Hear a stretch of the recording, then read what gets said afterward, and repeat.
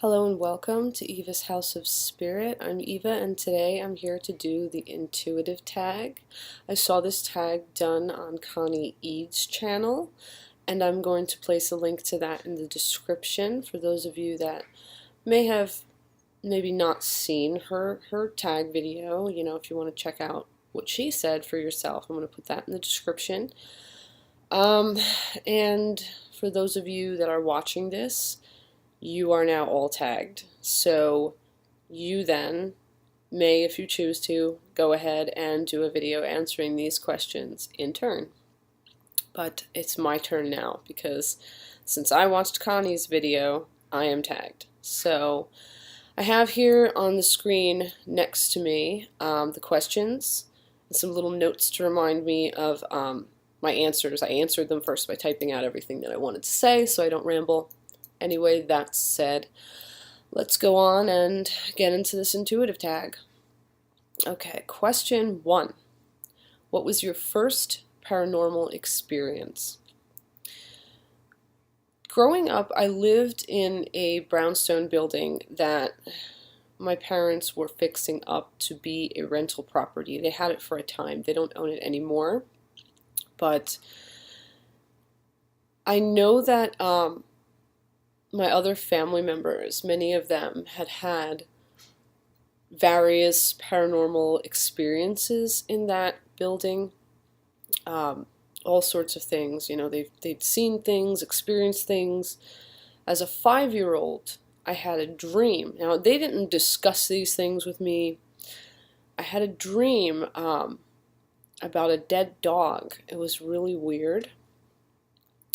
In the dream, I'm standing in a garden and I just knew about this dog that had died, and this girl comes along and there's this, it almost looks like a fountain, but it's like a big stone dish, and this other little girl, she comes along and she starts drinking the water from this sort of big stone dish. And I turned to her and I said, "Don't you know?" And she said, "What?" I said, "Don't you know that everyone who drinks the dog's water dies?" And she began to cry and she ran for her mother. What I find very strange about the dream is we didn't watch like horror movies. My family didn't tell me freaky, crazy things. I just sort of out of the blue dreamt something like this, which I would like to think is not usual for 5-year-olds. Most 5-year-olds are fairly, you know, I don't want to say happy, but I don't see that it's normal for a child of 5 to dream about things like a malevolent dead dog spirit or something like that. I don't know exactly what it was that I dreamt of, you know, whether this was a, you know, spirit or entity in folklore, or whether it was just a concept or what it was, but I kind of feel like the spirits that were in that building that we lived in kind of maybe influenced the dream that I had because it was so unusual. And the way that my family found out about this dream is that I used to make paper dolls for fun as a child. And I started making paper dolls of, you know, the dog being dead and this little girl and all kind of things like that. And they were like, "What is this?" And I told them about the dream, and I could just see on their faces, I mean, at the time I didn't understand, but looking back in hindsight, I could tell they were kind of freaked out. And, you know, of course they didn't want to feed into that, but it's sort of, they kind of steered me gently away from that. You know, it was, I think the dream was something that was paranormally induced by the spirits in that house. It was something to do with them that made me dream about that dead dog. And I don't know in mythology or in folklore what exactly that dog might be, or if, again, if it was a concept I was dreaming of or what. But yeah, I consider that to be my first paranormal experience. It was just really out of place for a 5-year-old to be dreaming things like that. I mean, it was a pretty serious dream. Okay, question 2. Have you ever had any premonitions? Yes. I have had a few, and they did not come through divination. They just kind of came upon me. The first one, I predicted a death. And this is not common. This is not something that just like happens all the time. I don't see death coming like that. But one day I was in high school. I was actually in the bathroom, doing my business. And I just kind of, my mind was very empty. And I just was looking around the room, and there was an empty Mentadent toothpaste container under the sink on the floor. It was just like laying there. And the bottom of the container was facing me. And I remember having an absent-minded thought, oh, well, that looks kind of like a skull. And then my thoughts went to skulls usually, represent death. And then I thought to myself, oh, but I shouldn't say anything, because then that could alter the course of events, and things happen for a reason. And then I like snapped myself out of it. I'm like, what? And I was like, what am I thinking? And I just put it out of my head. So then I just completely was like, yeah, I'm weird. So I put it out of my head. I went to school the next day. And I'm sitting in my graphic design class. And the way that we were seated in groups of 4. And all 4, we had 4 desks pushed together. And then we would all sit, facing each other. And we would work on our projects this way. We were like in little groups.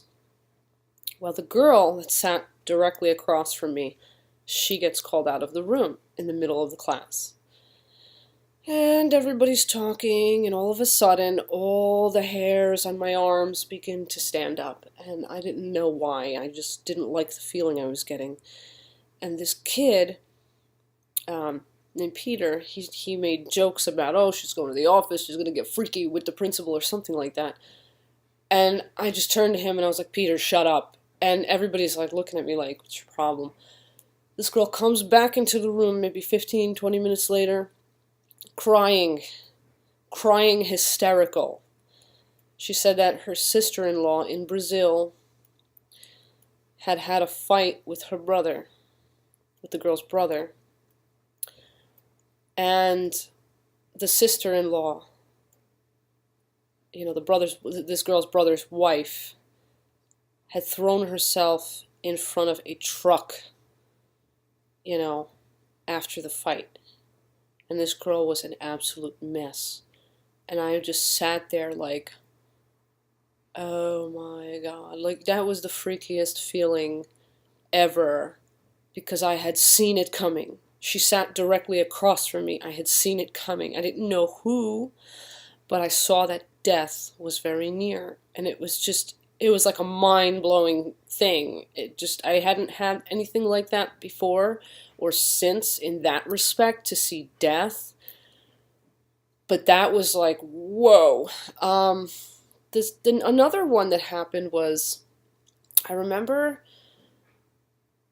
the night before 9/11 happened, I was cleaning up my room because my mother's house had been struck by lightning, and my room was very messy. And my mother, was concerned that the firemen that came in, that maybe they would, consider that like a fire hazard, how my room was extremely messy. I mean, I just had crap strewn everywhere.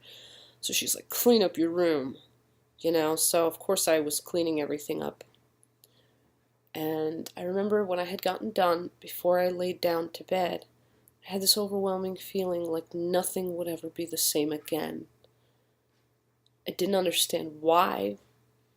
But then the next morning, my mother wakes me up. And she's like, oh, America's under attack. And I said, what are you talking about? And I just like rolled over.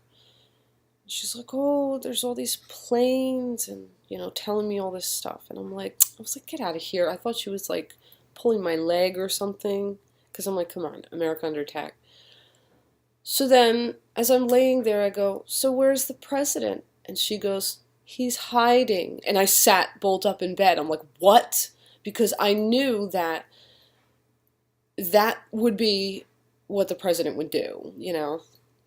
Of course, I think they had said he had like gotten in some jet or something, and they were like flying him somewhere safe, some crap like that. I don't know, but that blew my mind. And the night before, I had that premonition that nothing would ever be the same, and indeed, nothing ever was, because then things did change. You know, so many lives were lost, and you know, all this national security and fear over terrorism. A lot of things changed. So that was a premonition that came true, and I did not understand the context, but it did come true. And then the third one that I can recall off the top of my head that was very significant was the night that Princess Diana died. I was sleeping, and I remember having this dream where there was this enormous wall as far as you could see of candles, and everything else was just blackness. And I'm standing there with a long lighting stick of some sort, and I'm just lighting candles. And someone whispers behind me, "What are you doing?" And I just said, as I'm lighting the candles, "I'm lighting candles for the dead." And then my mother woke me up, and she told me, the first thing she told me as soon as she woke me up was, "Princess Diana is dead." And I was like, holy crap. Like, I had that dream that I was lighting candles for the dead, and Princess Diana had died, you know. So that was pretty wild. Question 3. What was your very first tarot or oracle deck? My very first deck was the Rider-Waite, and it was the full-sized Rider-Waite. Question number 4. What element do you connect with most? I would have to say air. I think maybe it's because I'm an air sign. I'm an Aquarius. But also air rules over things in the mental realm, you know, thought, ideas, creativity, communication. You know, I sort of tend to be very thought-oriented and creative, and also very communicative. These are things that are ruled over by the air element, and being that I am an air sign, I guess that's why I'm very air-oriented. Next question. Question 5. Do you believe in fairies?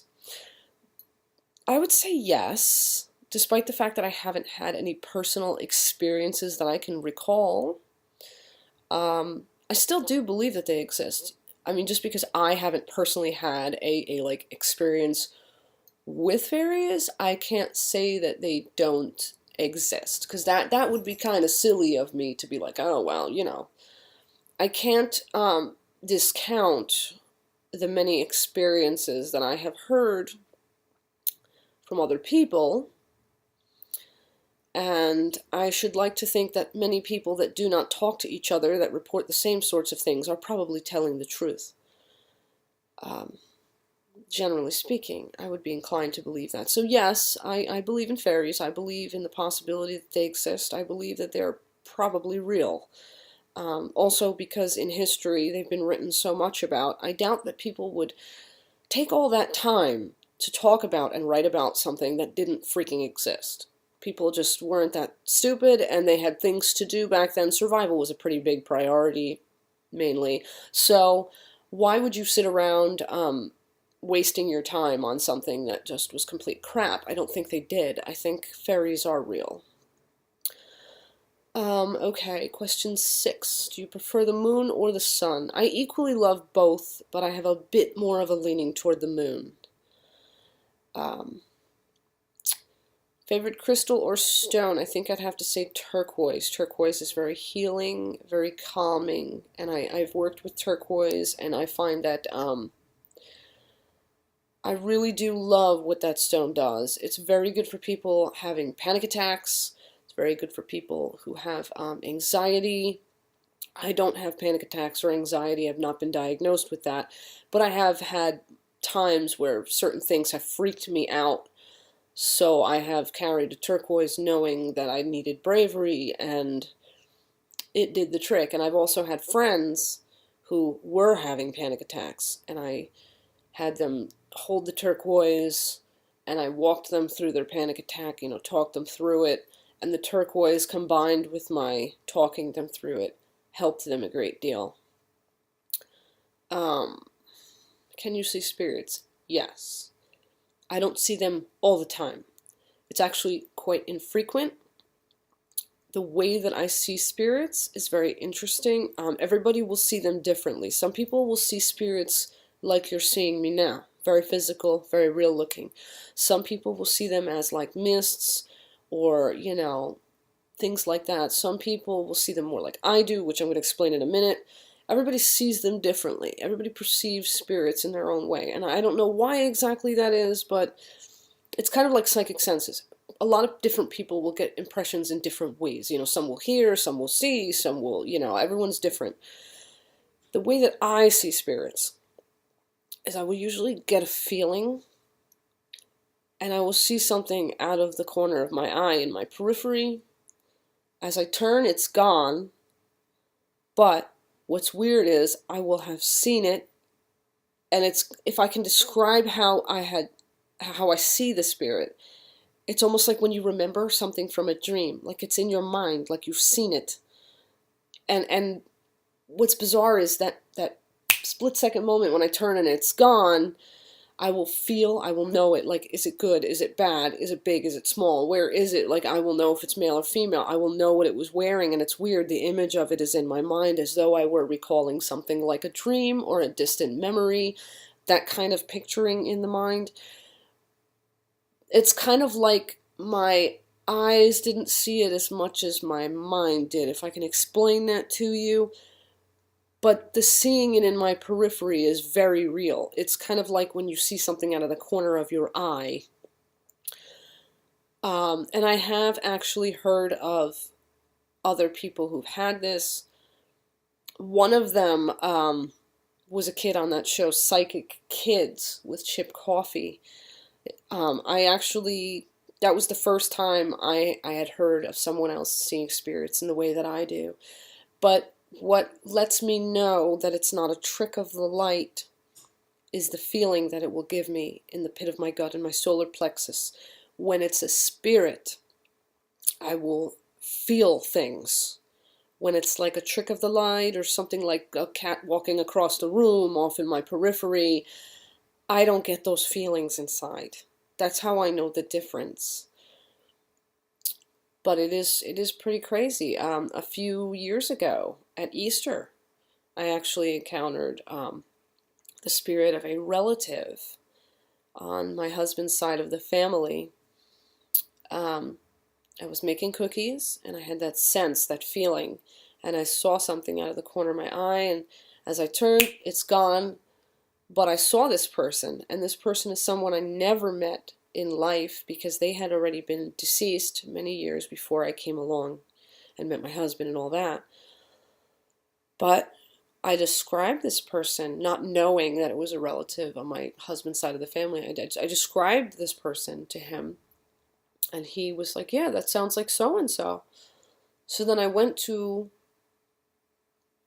this deceased relative's daughter, and I began saying, you know, hey, I saw something yesterday, and, you know, this is what I saw, blah, blah, blah, blah, blah. This is how it happened, and you know, and she was getting shaken up. She's like, did they say something? Did they say something? And I'm like, no, but they came with a really strong feeling of peace.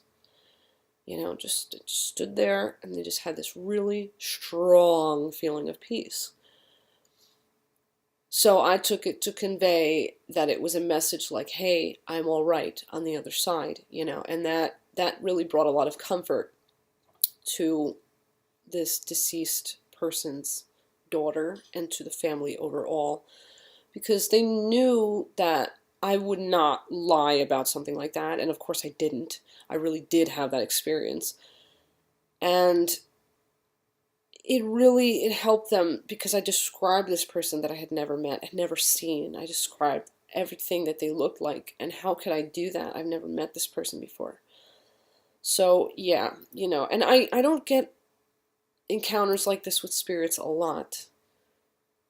Probably because my house is not haunted. Things have come through, passed through, visited, but my house is not haunted. I've seen things even outdoors, in places out there. Not lately, though. It's been a few years since I've seen a spirit, because it's not like I see them every day like some people do, but here and there they will make their appearances. It's been a few years. The last one that I had was actually that encounter with that relative from my husband's side of the family. Have not had an encounter since, but I'm sure down the road at some point I will have another. Okay, would I rather fly on a broomstick, breathe underwater? This is question 9. Would I rather fly on a broomstick, breathe underwater, make things grow faster, or control fire? I would have to say breathe underwater, probably because I can't swim. So if I could breathe underwater, that would be completely, it wouldn't be an issue. Because I do get freaked out about the concept of drowning, Okay, question number 10, what is the animal totem you connect with most? Probably dog, but owl and crow follow closely behind. Your first animal totem, that's question 11, the goose. I know it sounds very strange, but yes, the goose was my first animal totem. Question 12, tell about your first experience with spirit guides. I think my first experience with spirit guides was when I was 9 years old and I saved myself from drowning. I was at a friend's house in their pool. Now again, I cannot swim. And I had my arms back like this on the wall of the pool. And I was in the midway point between shallow and deep because I had walked myself out there with my hands. And these people, they knew I couldn't swim. But I guess they had forgotten, because that's what they said after the fact.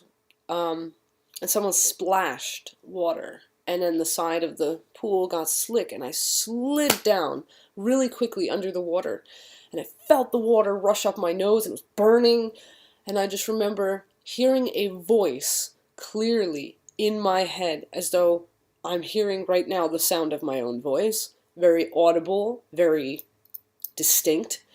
I couldn't tell if the voice was male or female. But the voice said to me, "You're still close enough to the surface. Reach up, save yourself." And I did. I just listened to it like that. It was very strange. It was just a survival instinct. I just reached up, grabbed the side of the pool, and pulled myself up. And I remember just being shocked after the fact. I walked myself back to the shallow end. And I was shaken up, and my nose was still burning because the water had just rushed up there, and the chlorine and everything, it just burned my sinuses, and I was just, and I was just reeling from having heard the voice that told me what to do to save myself. And I said to these people, to the girl, to her parents, I'm like, I almost drowned. And they were like, what do you mean? And I told them what happened. And they're like, oh, we forgot you can't swim. Anyway, I was thinking to myself, by the way, is that what you would tell my mother if I had died in your pool? Oh my God, but that's a whole nother thing. But yeah, I'd have to say that was probably my first experience with a spirit guide. It kind of happened just happening. I was guided by this spiritual being, whoever it was, to save myself when I was 9, and I did.